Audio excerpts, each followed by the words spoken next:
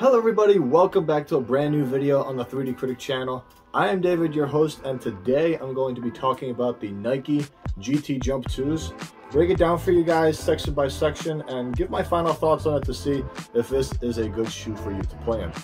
Now, to start things off as usual, the original retail price is $180 right now on Nike's website. So if you guys are interested in buying yourself a pair of these, I will leave a link in the description box below. Now, to get started, there's a lot to unpack, so let's get right into it. So the traction is made up of this ice blue translucent rubber outsole with a multi-directional herringbone traction pattern that deviates into different directions as you go further down in the outsole. Now, normally when you get herringbone and the traction pattern, you usually expect a really good grip on the outsole itself, and with this, it's really no exception. It did not disappoint me at all. With lateral movements, I was able to create a lot of space going from side to side, getting open for a shot, as well as being a primary defender. Also, you are able to stay toe-to-toe with anyone that you are guarding on the court, and you are able to react to each person's play that they're trying to do, and you can easily stop them on their tracks. As when you are in a pick and roll, you can close that gap really quickly, and you'll be able to cause a lot of havoc on the opposing team's offense, and I really enjoyed that aspect of the shoe. With vertical movements as well, you are able to create a lot of space with a really quick first step.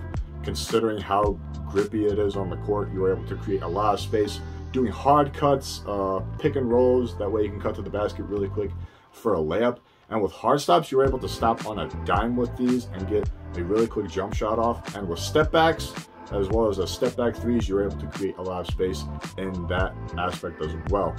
It covers all the bases with lateral movements and vertical movements, and I was really happy with that.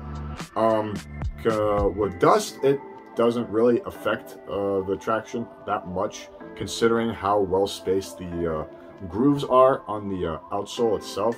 So it doesn't really pick up a lot of dust, and when it does pick up dust, it usually doesn't slide on you. I didn't experience any sliding regardless of the court condition I was in.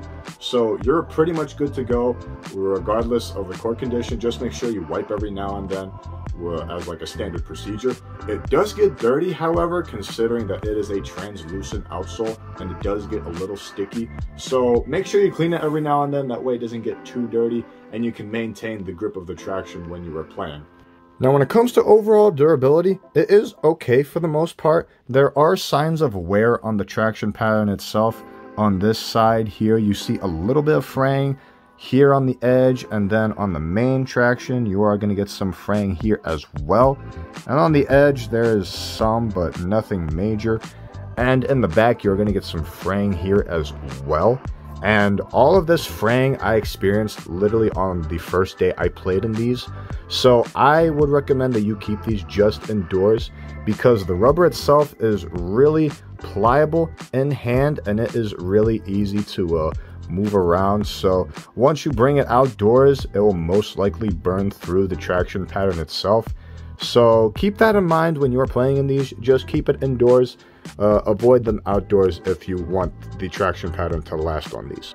So overall, the traction is really good. Vertical and lateral movements, you're pretty much good to go regardless of the court condition that you're in. Just make sure that you keep it indoors, because the rubber itself will wear off on you a little bit outdoors. And keep it clean also, because it does get generally dirty, considering that it's a translucent outsole. So because of that, I'm going to give the traction a 9 out of 10. Now, moving along in the cushion department, there is a lot of stuff going on here. In the forefoot section, you are going to get 2 Air Max units in the forefoot. And in the back, you're going to get an uncaged React foam setup in the heel, accompanied by this black frame, which is a Pebax frame for the Nike Jump system. And right on top of all of this cushion, you're going to get a full-length Zoom Strobel unit. Now, as robust as the cushioning setup is on this shoe, it is by far one of the most comfortable, explosive, and responsive cushioning setups that I have tried on this channel. In the forefoot, the combination of the zoom units as well as the jump system gives you a really nice responsive feel on the court. I was able to be really contested when it came to trying to contest people's shots, as well as trying to block them as well. And getting steals as well, I was able to be really quick when it came to getting steals off of a pass. I really like that aspect of the cushioning setup. And it is really explosive as well. I was able to generate a lot of speed when I was trying to get the loose ball, and as well as getting rebounds, I was able to generate a lot of air and come down with the ball as well. And the heel, it is really soft and plush and really comfortable as well. It is very compressible when you put some pressure on it. The impact protection on it is really good overall. I didn't experience any aches in my back when it came to coming down with the ball and crashing the boards. In that aspect, it was really nice and soft, and it was a really comfortable shoe in the heel. And the heel to toe transition as well, with the combination of the jump frame that goes all the way to the back and to the front of the shoe, it gives it a really nice smooth ride. When you are running up and down the court, I was able to be really fluid with every single step that I took. And every step that I took, I just got faster and faster on the court. And it was really quick when you get up to speed, and you will be really responsive in that aspect when you're going up and down the court and transitioning yourself from offense to defense as well. I overall really like this cushioning setup. It's a very energetic cushioning setup with the zoom units in the forefoot and really explosive as well. And I really like the integration of the React foam in the heel. It is very comparable to the Harden Volume 7's Boost foam.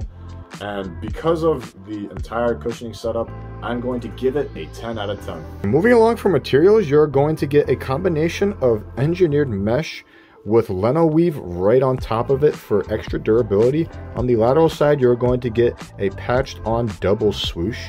And on the lateral side, you're going to get more of the same Leno weave / engineered mesh combination. And on the tongue, you're going to get some mesh as well, with some synthetic leather on the top of the tongue, with little to no padding from what I can see here. And in the back, you're going to get some nice padding in the ankle area. And on the outside of the heel, you're going to get air bubbles on this side as well as on this side of the shoe. So the materials, in my opinion, it's actually pretty good overall. The mesh combined with the Leno weave material makes it really nice and comfortable on your foot, and it is really thin and breathable. I didn't experience any sweating when I was playing in these overall. It is very flexible on your foot as well. I was able to move around in it really well and not experiencing any pinching in the forefoot section. In the midfoot, the tongue has a little to no padding overall, but it's enough to the point where I didn't experience any pinching from the lacing system overall. There was a little pinching really close to the ankle area, but it was doable for me for the most part. And in the heel, you get really nice padding inside, and it is really nice and comfortable when you put your heel in the shoe. And you also get bubbles on the outside of the heel, which is a little bit over the top in my opinion. And I had experienced scuffs on the bubbles when I was playing in these, so I'm a little worried that they might pop on me as I continue playing in these. But outside of that, the overall materials is really nice and comfortable on your foot. It is really flexible when you move around in it. And because of that, I'm going to give the overall materials a 8.5 out of 10. Now the fit for me, I would personally go true to size because it is nice and snug in the forefoot, lengthwise and widthwise. There was no dead space in the forefoot at all for me. So if you have a wide foot, I would recommend that you go up half a size. And if you have a narrow foot, go down half a size as well. It's pretty straightforward when it gets to the fit. And because of that, I'm going to give it a 10 out of 10. Now, when it comes to lockdown, this shoe does it really well because in the forefoot, as I said earlier, the fit is pretty much 1-to-1. So you won't move around in the footbed at all in the forefoot. And in the midfoot, you're going to get straps right here that go all the way down, which wraps the top top section of the forefoot really well, and you're going to get a cable on both sides of the eyelets here as well. That way it wraps the top portion of the midfoot as well, and with the lacing here, you're pretty much going to be wrapped in the midfoot section overall. And in the heel, because of the heavy padding in here, you are going to be basically sucked into the heel, and you won't experience any heel slippage at all when you are playing in these. I didn't experience anything at all when it came to moving around in the footbed in here, and I was really happy with the overall lockdown as a whole.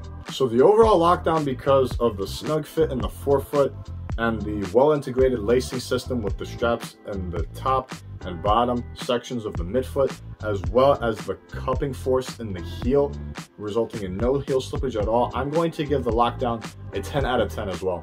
Now, when you get to the support, you're going to have a nice, wide, stable base. That way you are stable on your feet at all times. And the jump frame also acts as a shank, and it is a full-length shank, which helps with the overall torsional support as well. And the forefoot, you are going to get a nice bulge in the midfoot section right here, which gives you like a little outrigger. That way it'll help you prevent your ankle from rolling. And this midsole bulge encases the foot in place. That way you won't have any ankle rolls as well.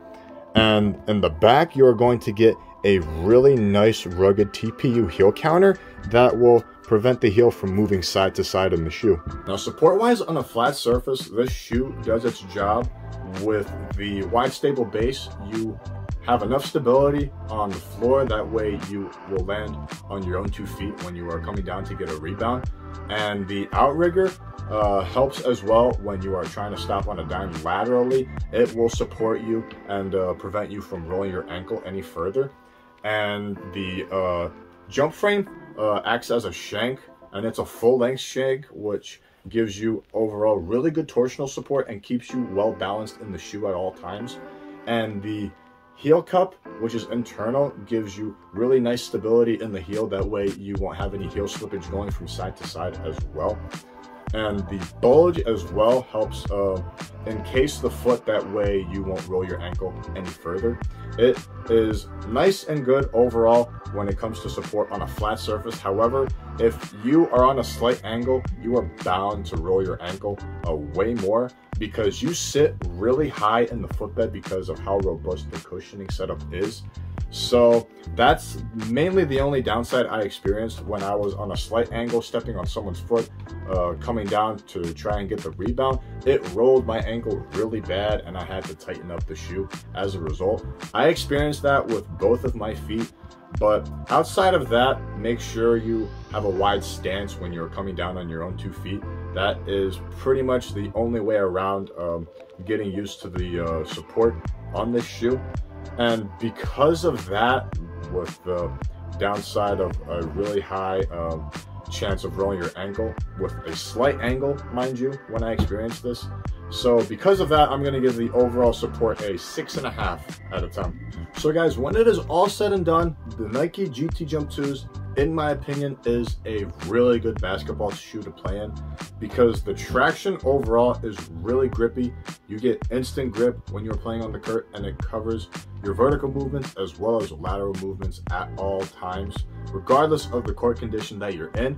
Just make sure that you play indoors, because the rubber itself is really pliable and it will wear off when you play it outdoors. The cushioning setup overall is one of the best cushioning setups that I have had so far on this channel, with the explosive, responsive feel in the forefoot combined with the plush feel in the heel. It gives you really nice, fluid, energetic steps every single step that you take on the floor. The materials overall are pretty comfortable and pliable on your feet, and it's very maneuverable in your foot, and it is very good when it comes to lockdown as well. You are not moving around at all in the footbed. The support gets the job done overall. Just be mindful that you will roll your ankle every now and then when you are on a slight angle. Just keep yourself on your own 2 feet at all times, and you will be good to go when you are playing on the court, and you will have the confidence to do virtually anything that you need to do on the court with no problems at all, and it was a very enjoyable shoe apart from the ankle rolls that I have experienced overall. But it doesn't negate the fact that it is a really good basketball shoe overall, and I would absolutely recommend it to you guys.